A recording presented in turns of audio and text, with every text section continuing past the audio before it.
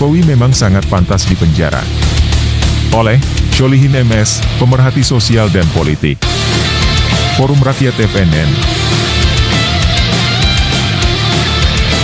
Jokowi tampaknya telah nekat menghanyutkan dirinya untuk melakukan segala cara demi mengamankan segala dosa-dosa politiknya, termasuk membangun dinasti politik keluarga. Sudah terlalu banyak dosa politik Jokowi dan pelanggarannya terhadap konstitusi serta aturan hukum yang lain, dan telah menjadikan negara ini sebagai bancakan dirinya, keluarganya, dan kronik-kroninya. Seolah negara ini milik nenek moyangnya, sehingga semua pejabat dibuat tunduk kepada dirinya dan mengikuti kemauannya. Sebutan apakah yang pantas untuk seorang Jokowi? Presiden terkacau, megalomania, lemdak tapi ngotot ingin berkuasa. Terobsesi post-power syndrome, gangguan kepribadian antisosial, addicted to power, ketagihan kekuasaan, atau fear of past sins, takut akan dosa-dosa masa lalu.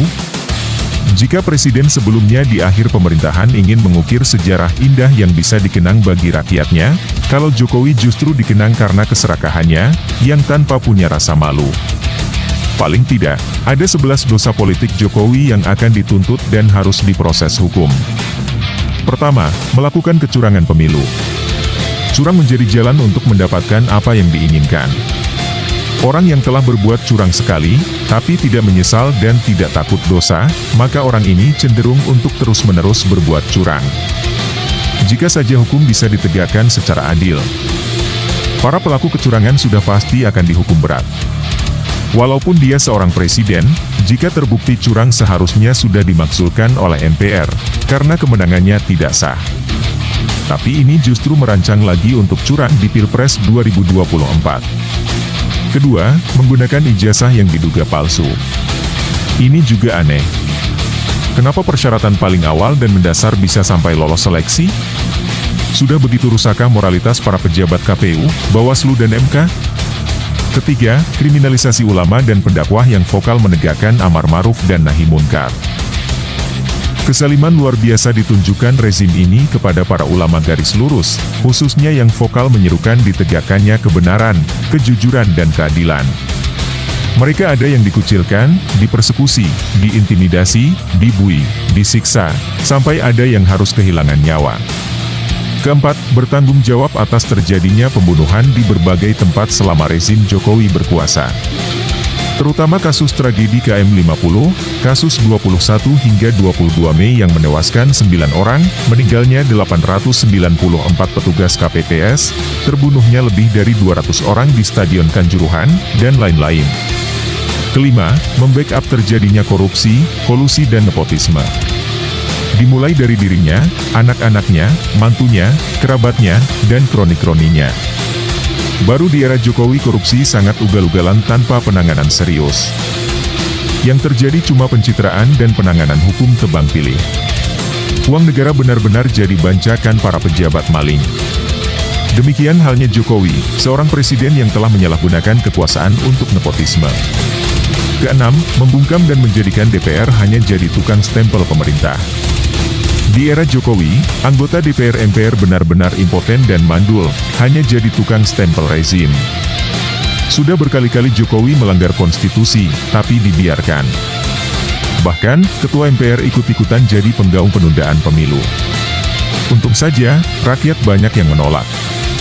Hampir semua produk DPR hanya untuk kepentingan para taipan dan mencekik rakyatnya sendiri, terutama produk undang-undang. Sepantasnya DPR sudah dibubarkan. Karena sudah tidak lagi membela rakyat yang telah memilihnya. Rakyat harus memblacklist nama-nama para anggota DPR saat ini yang mendukung rezim Jokowi. Ketujuh, menyandera para ketum parpol. Selain partai pengusung Anies, semua ketumnya tersandera dengan berbagai kasus korupsi, sehingga selalu tunduk atas titah Jokowi. Mereka sudah tidak lagi bisa mendengar dan mengakomodir para kader dan konstituennya. Wajar kalau gerbong-gerbong partai koalisi pemerintah sudah kosong ditinggalkan penumpangnya. Kedelapan, mematikan fungsi oposisi. Di era Jokowi, oposisi dibungkam dan disisihkan, bukan lagi difungsikan sebagai penyeimbang dan pengingat eksekutif. Bahkan, jika tidak mau mengikuti arah rezim walaupun salah, akan dikucilkan dan dikebiri hak-hak politiknya. Kesembilan, membiarkan para mafia ikut mengatur kebijakan pemerintah. Hampir semua lembaga ada mafianya. Yang membuat prihatin sekaligus marah adalah, mereka para mafia yang mengendalikan atau mempengaruhi semua kebijakan pemerintah, termasuk yang paling strategis, dikendalikan para mafia. Mafia adalah perusak dan penghancur tata kelola negara. Kesepuluh, menghidupkan kembali paham komunisme. Terbitnya berbagai perpu yang menyalahi aturan hukum. Seperti Perpu tentang Undang-Undang Cipta Kerja, Hari Lahir Pancasila, Perpu tentang penggunaan dana COVID-19 yang banyak dikorup, serta Perpu tentang keterlibatan PKI.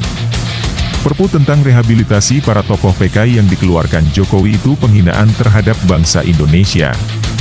Pada tahun 1948 dan 1965, PKI telah membunuh para ulama, santri, dan jenderal, serta membuat kekacauan negara. Tapi oleh rezim Jokowi diputarbalikkan. Mereka disebut korban. Waspada PKI gaya baru yang selalu memutarbalikkan fakta, memusuhi ulama dan para pendakwah. Kesebelas, membiarkan negara dijajah oleh Cina komunis.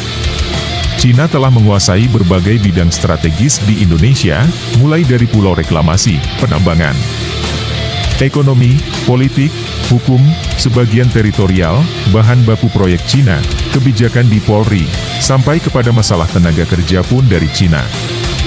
Mungkin saat ini jika ditinjau dari sisi penguasaan negara, 90% Indonesia sudah dikuasai Cina. Di era Jokowi sangat merajalela. Sungguh sangat berat masalah warisan rezim Jokowi. Semuanya dibebankan kepada rakyat. Kejahatan dan dosa-dosa politik Jokowi tidak bisa diabaikan begitu saja. Setelah Jokowi lengser, harus diproses secara hukum adil. Adakah cawe-cawe Jokowi dan ikut campur mengendorse capres tertentu karena ketakutan atas dosa-dosa di atas?